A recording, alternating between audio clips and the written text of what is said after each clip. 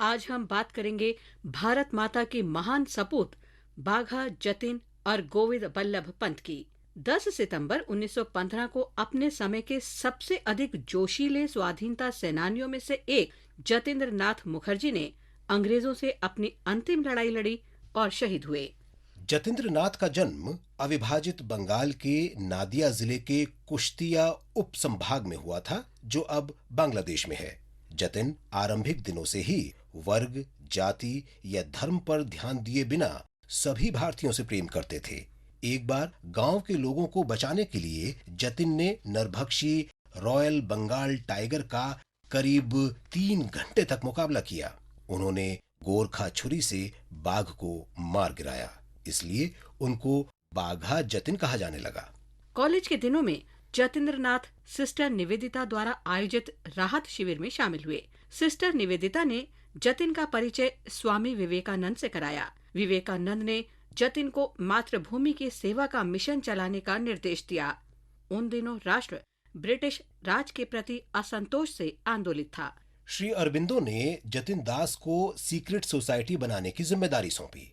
Secret society Jugantar के नाम से प्रसिद्ध हुई और बाघा जतिन उसके कमांडर इन चीफ बने।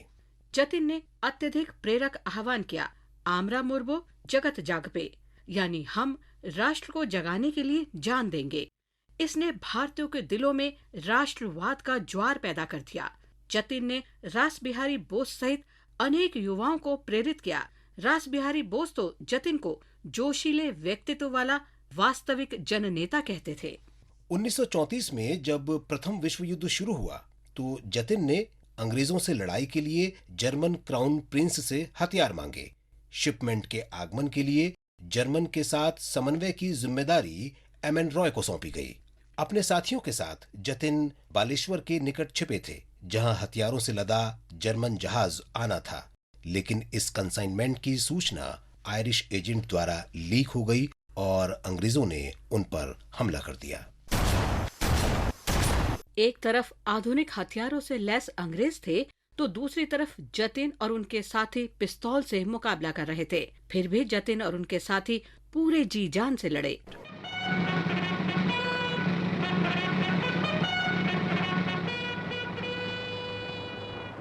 इस घटना में बाघा जतिन गंभीर रूप से घायल हो गए और अगले दिन बालेश्वर शहर के अस्पताल में उनका निधन हो गया। The poet Nazrul Islam hailed the Battle of Balasore as the Haldi Ghat of New India. Balasore বুড়ি বালামের তীর, নবভারতের হলদি ঘাট, উদয় গধূলি রঙে রাঙা হয়ে উঠেছিল যথা অস্তপাত। আনিল গগন গম্বুজ ছোঁয়া কাঁপিয়া উঠিল নীল অচল।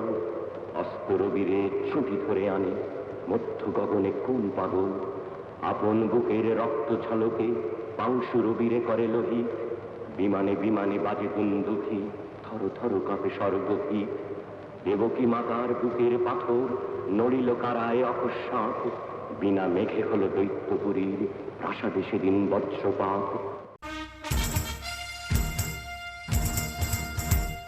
कानूनवेत्ता और स्वाधीनता सेनानी गोविंद बल्लभ पंत का जन्म 10 सितंबर 1887 को अल्मोड़ा के निकट खूंट गांव में हुआ था। उन्होंने 1928 में साइमन कमीशन के विरोध में आंदोलन में हिस्सा लिया था। पुलिस ने पंत पर प्रहार किया और उन्हें गंभीर चोट लगी। इसके कारण पंत फिर कभी जीवन भर पीठ सीधी नहीं कर सके। स्वाधीनता संघर्ष के दौरान उन्हें कई बार जेल भेजा गया। नमक सत्याग्रह का आयोजन करने पर पंत को 1930 में गिरफ्तार किया गया और कई सप्ताह तक जेल में रहना पड़ा। प्रांतीय कांग्रेस के अधिवेशन में भाग लेने पर 1933 में पंत को गिरफ्तार कर लिया गया और 7 महीने तक जेल में रखा गया। सत्याग्रह के आयोजन में सहायता करने पर पंत को एक बार फिर 1940 में जेल भेज दिया गया। 1942 में भारत छोड़ो आंदोलन के प्रस्ताव पर हस्ताक्षर करने के लिए उन्हें 3 वर्ष अहमदनगर जेल में बिताने पड़े। स्वतंत्रता के बाद गोविंद बल्लभ पंत उत्तर प्रदेश के प्रथम मुख्यमंत्री बने। 7 मार्च 1961 को 74 वर्ष की उम्र में उनका निधन हो गया। उस समय वो देश के गृह मंत्री थे।